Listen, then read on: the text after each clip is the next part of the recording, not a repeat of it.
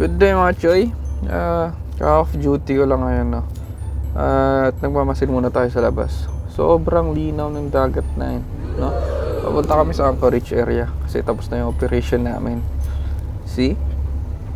Ito talaga yung mga view talaga na ang gandang tingnan. Gandang pagmasdan. Yung tipong naaalala mo yung mga utang mo hindi pa nababayaran.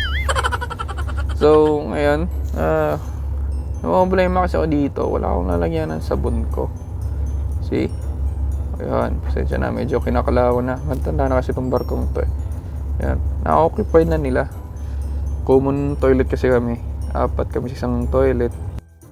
Kaya may DIY din sila na lalagyan ng sabon. Kaya pag-isipan ko gagawa rin tayo.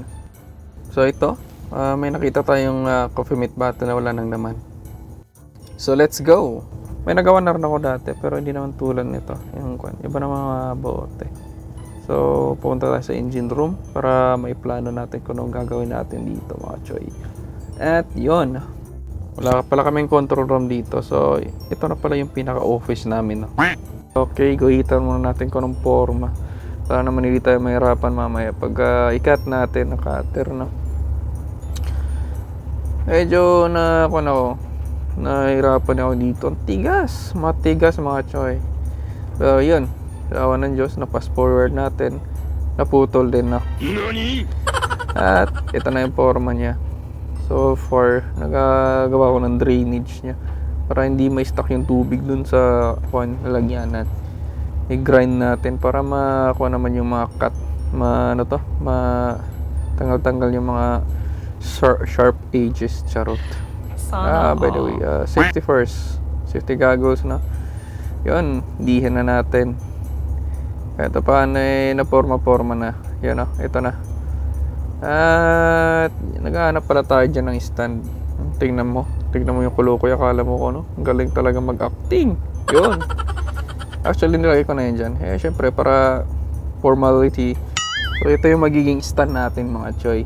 Kakat na natin yan, yung tamang sukat niya. Kahit paano naman may forma naman din.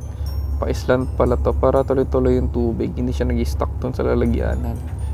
Pinagpawisan talaga ako dyan. Wala kasi kaming control room. Maliit kasi din tong barko na nasakyan ko ngayon. Ito yung forma niya. Yun o.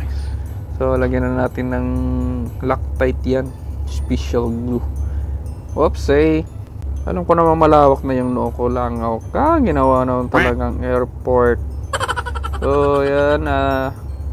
Pangin na natin para matuyo na siya. Mga after 10 minutes mga chit, tapos na to.